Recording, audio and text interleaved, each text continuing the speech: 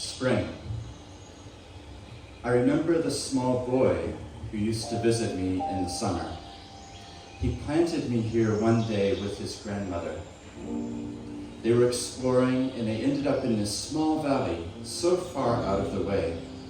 I overheard the grandmother say that she had come to this same spot with her own grandparents many years before. They planted me beside this slow-moving stream that drifts lazily by, tossing light back up into my branches like confetti. I've long ago given up trying to work out what they might be celebrating here. The stream itself babbles constantly, but it can't hold much of a conversation.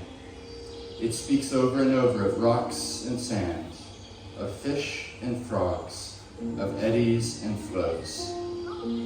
But I'm grateful for the stream, for my roots found it long ago, and much of the surrounding land is parched in summer.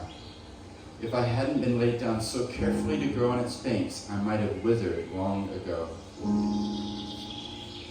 Let's see what happens, the grandmother said slowly. Through the soil that they placed on me, I heard their footsteps retreating.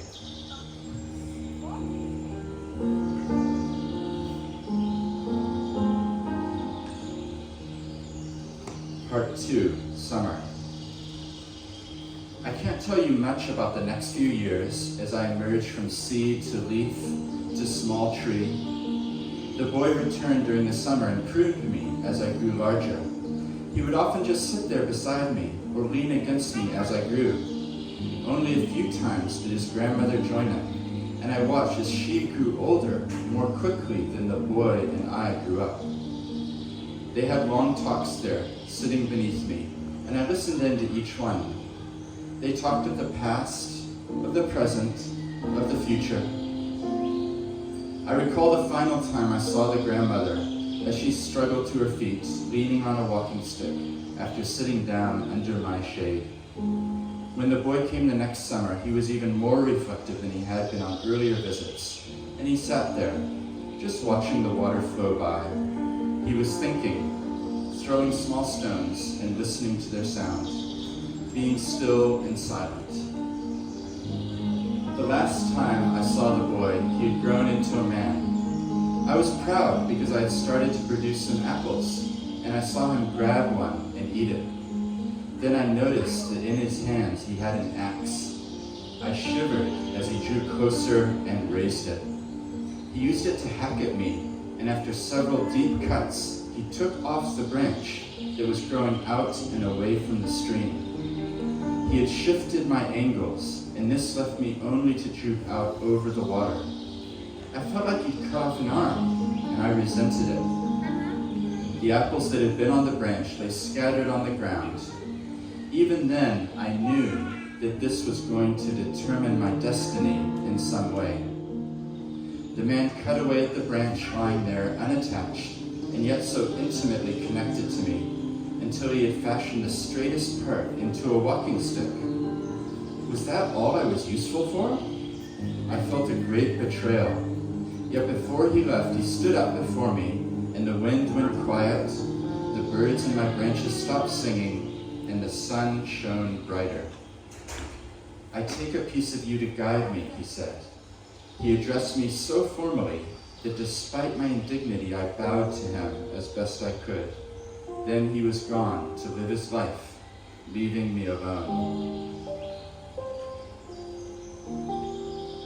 Part 3, Autumn. As time went by, the seasons were my only companions.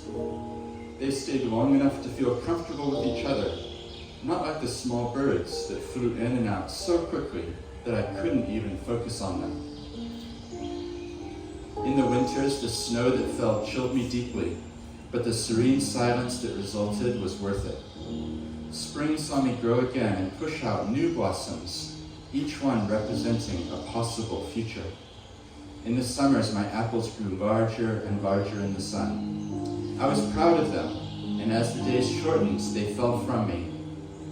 I was most upset in the autumns, for by taking part of me away, the man had left only one place for the apples I produced to fall. The stream gratefully received each of them, making a sound as they slipped into the water like divers. All I could do was watch them drift away downstream and around the bend. It made me sad to see them leave. At that time of year, I resented the man greatly. Although as a boy he had given me life and looked after me, he had also destroyed my chances for a friend, since no tree could grow there with me. All those possible companions were swept downstream to nothingness. I kept asking myself, why has this happened to me? Part 4, Winter. The years rolled by, and each year my resentment grew with my height. My bark had become knobbled and rough. I was old now, yet still I produced fruit each season, hoping that one day they might land beside me and grow there. I towered high above the stream, but my wish was not granted. The apples dropped each time into the water to float away. I could feel a coldness within myself. The dark began to take over as I questioned all I stood for, and I reflected often on how I had achieved nothing.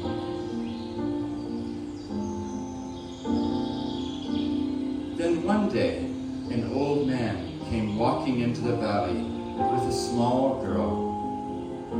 Something stirred in me as they drew near, a memory of long ago. It had been several decades since I had last seen a person in these parts. This man reminded me of the grandmother who had helped plant me, for he walked slowly yet purposefully. They sat under my branches with their backs against my trunk, and they watched the water.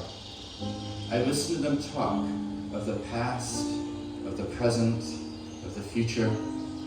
Then the little girl asked, "Is this really the source of them all, grandfather?" The old man nodded. "Yes," he replied. "And the thing is that this old tree probably doesn't even know." He smiled wistfully. "What do you mean?" asked the little girl. I too leaned in closer, listening hard. "Well, look at the bend over there," he said. "You see, this tree has no way of looking beyond this valley, of seeing past its own limited view. It has no way of knowing that for miles and miles down from here, the stream is lined with apple trees, and that they have all come from this one source. For years, the tree has been faithfully dropping its apples into the stream, and the water has washed them up to places far beyond the realm of what this tree could have ever thought possible." They were quiet then. I was too, as I reflected on what was said.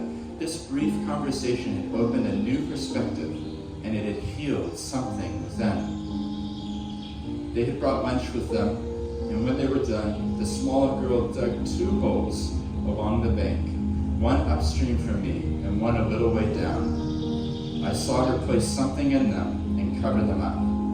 Then she came back to sit beside her grandfather, who said slowly, "Let's see what happens." As they got up to leave, I saw the old man struggle to stand.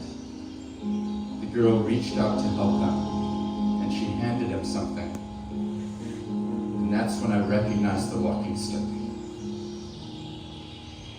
I made my leaves move in the wind, and I bent closer as the years of resentment fell away. I smiled down at the boy who had planted me so many years before. He also looked up at me, and he tipped his hat. Then he took his granddaughter's hand in his, and I watched them walk away.